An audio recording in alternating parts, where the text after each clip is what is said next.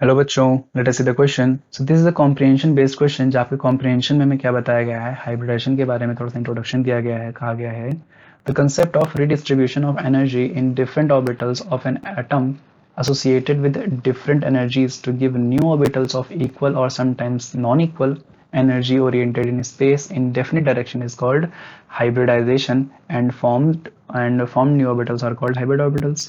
Further कहा गया जो बॉन्ड्स बनते हैं उनको हाइब्रिड बॉन्ड्स कहा जाता है और जो प्रोसेस होती है मिक्सिंग ऑफ ऑर्बिटल्स में इसमें भी कुछ ना कुछ एनर्जी रिक्वायर्ड होती है। Thus some additional energy is needed for hybridisation या फिर मिक्सिंग ऑफ एटॉमिक ऑर्बिटल्स के लिए कुछ एडिशनल एनर्जी भी चाहिए होती है। अब क्वेश्चन में कहा गया है कि which of the following statements is correct. हमको चार स्टेटमेंट यहाँ पे लिख के दिए गए हैं, चारों में से आइडेंटिफाई करना है कौन कौन से यहाँ पे करेक्ट है। पहला स्टेटमेंट है in BrF3 maximum 3 halogen atoms can lie in the same plane. ठीक है, फर्दर अगर देखें यहाँ पे सेकंड स्टेटमेंट में कहा जा रहा है in CH2SF2 CH3 whole twice molecule all hydrogen atoms which bonded to ssp2 overlapping lie in the equatorial plane। Third statement में कहा जा रहा है in OSCl4 ClSCl equatorial bond is greater than 120 degrees and the last option says molecules of IOF5 and XeO2F4 have similar shape but have different number of lone pairs in the whole molecule।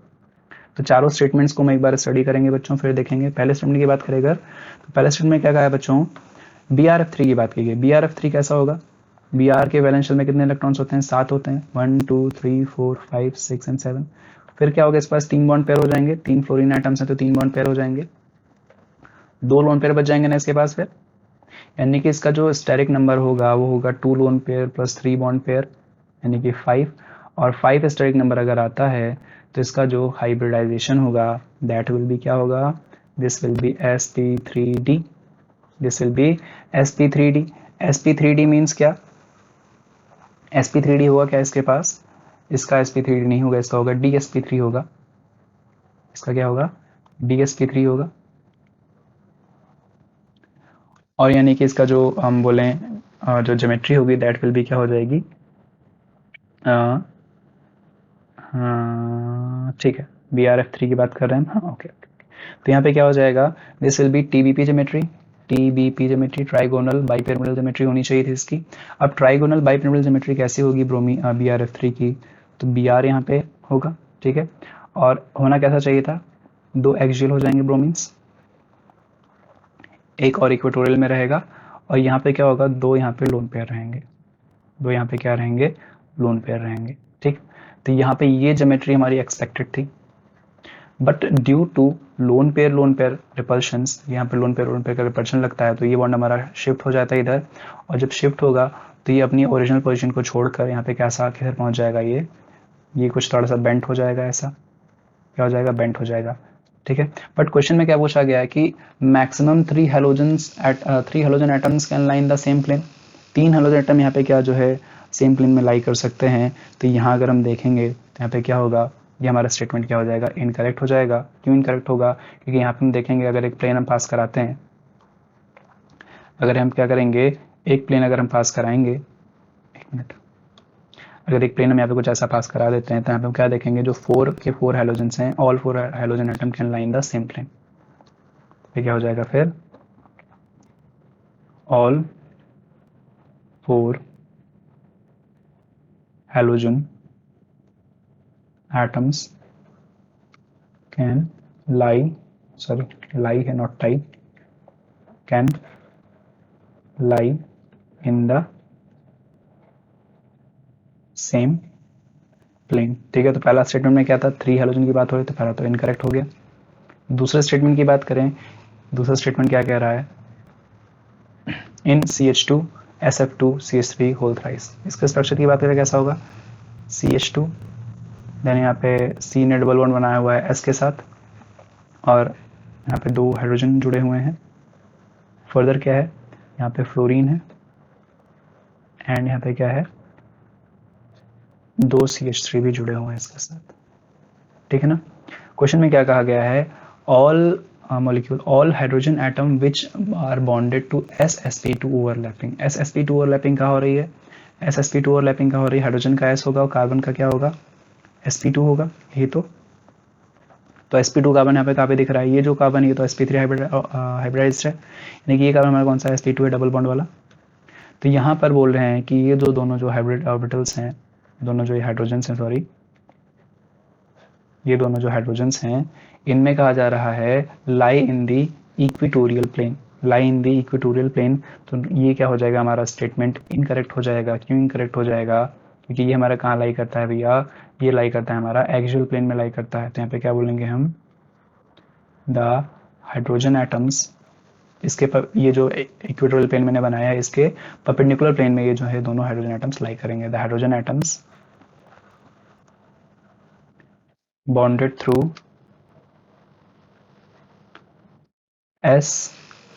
sp2 overlapping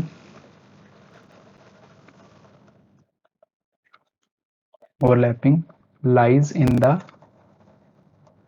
axial plane, lies in the axial plane। ये कहाँ लाई करते हैं, ये axial plane में लाई करते हैं। तो statement 2 भी हमारा क्या हो जाएगा, इनकरेक्ट हो जाएगा।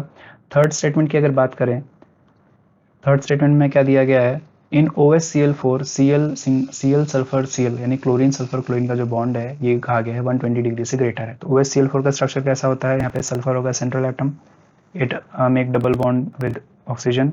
देन यहाँ पे क्या होगा, दो एक्सियल प्लेन में क्लोरीन होंगे और दो यहाँ पे इक्वेटोरियल प्लेन में होंगे, ठीक है ना। ये स्ट्रक्चर हो जाएगा, कुछ TBP टाइप का स्ट्रक्चर होता है। यहाँ पे फिर से देखें क्या कि ऑक्सीजन है यहाँ पे, इसके पास लोन पेयर होंगे, इसके पास लोन पेयर होंगे, तो इसके वजह से इन पे क्या होंगे, रिपल्शंस होंगे।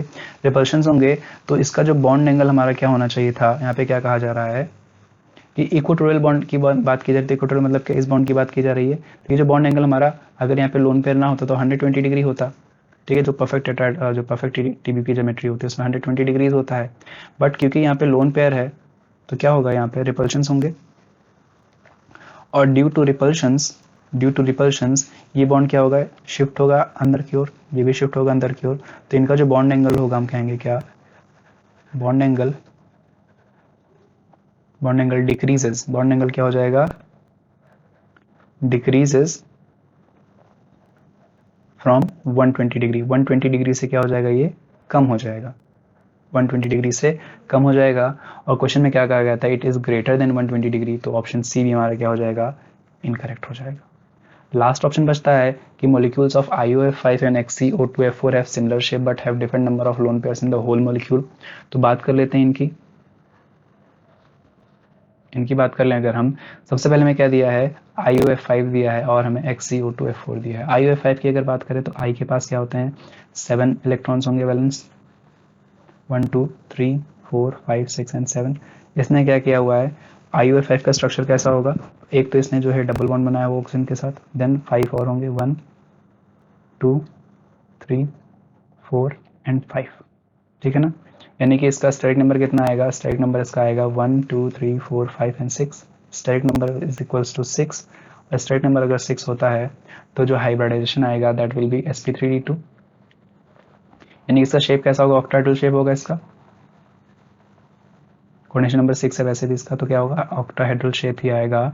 इसको अगर मैं ड्रॉ करूँ यहाँ पे तो क्या कैसा बनेगा, एक मिनट, हाँ, this will be I as a central atom, double bond O, F here, एक F इधर रहेगा, and this and then this, ठीक है ना।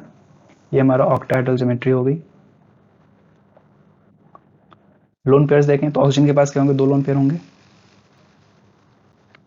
एक मिनट मैं फिर से बनाता हूँ यहाँ पे।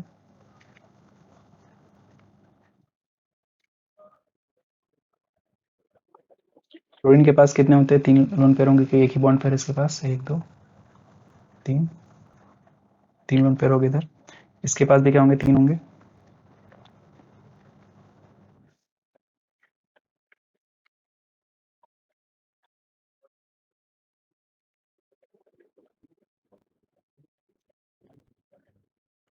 सभी फ्लोरीन एटम के पास क्या होंगे, 3 लोन पेयर प्रेजेंट होंगे, ठीक है ना।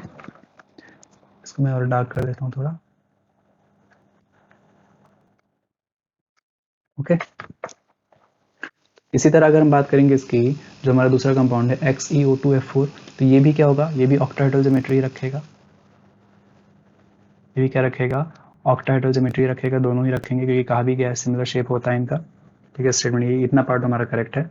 तो यहाँ पे क्या हो जाएगा, ये होगा Xe। ठीक है, O2 है ना, तो 2 ऑक्सीजन होंगे डबल बॉन्डेड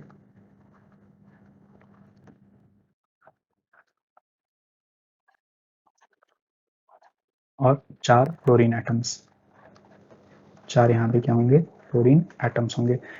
ठीक है, तो ये भी हमारे क्या हो जाएंगे, ऑक्टाहेड्रल ज्योमेट्री का फॉर्मेशन कर रहे होंगे। अब इन पे भी लोन पेयर्स अगर देखें कितने होंगे यहाँ पे, ऑक्सीजन, हर ऑक्सीजन के पास 2 होंगे,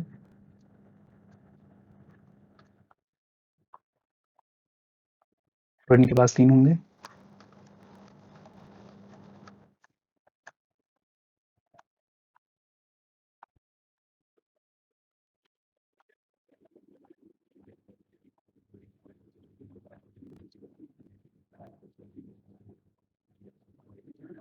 क्वेश्चन में क्या कहा गया था कि have different number of lone pairs in the whole molecule. तो होल मॉलिक्यूल में हमको क्या करने हैं, लोन पेयर्स फाइंड करने हैं। सेंट्रल एटम पे कोई भी लोन पेयर नहीं रहेगा क्योंकि सेंट्रल एटम के पास यहाँ पे, और अगर IO5 में बात करें 7 इसके पास क्या होते हैं, इलेक्ट्रॉन्स होते हैं और 7 बॉन्ड्स यहाँ पे दिख रहे हैं हमको, 1 2 3 4 5 6 एंड 7। इसी तरह Xe जो जिनॉन का कंपाउंड है यहाँ पे, उसमें 8 इलेक्ट्रॉन्स होते हैं वैलेंस में, तो इसमें भी 8 बॉन्ड्स बना रखे हैं, 1 2 3 4 5 6 7 8। तो ठीक है ना, सेंट्रल एटम के पास कोई भी इलेक्ट्रॉन पेयर नहीं बचेंगे, लोन पेयर नहीं बचेंगे, बस साइड एटम्स के पास होंगे, वही इनको काउंट करने हैं यहाँ पे। तो स्टार्ट करते हैं यहाँ पे काउंट करना, 1 2 3 4 5 6 7 8 9 10 11 12 13 14 15 16 17, यानी कि जो IOF5 है सॉरी, उसके पास क्या है, 17 electron, 17 lone pairs of electron है। कितने इसके पास, 17 लोन पेयर्स हैं। ठीक है, वहीं अगर बात करें जो XeO2F4 है, इसमें कितने लोन पेयर्स हैं, तो 1 2 3 4 5 6 7 8 9 10 11 12 13 14 15 16, इसके पास कितने हैं, this has 16 lone pairs, this has 16 lone pairs. तो क्वेश्चन में यही कहा गया था, शेप तो सिमिलर है, इतना पार्ट सही है, but have different number of lone pairs in the whole molecule में लोन पेयर्स अलग अलग हैं, तो ये पार्ट सही है, यानी कि क्वेश्चन पूछा गया था करेक्ट, तो यही हमारा स्टेटमेंट क्या हो जाएगा, करेक्ट हो जाएगा। आई होप इन बच्चों, बेस्ट ऑफ लक।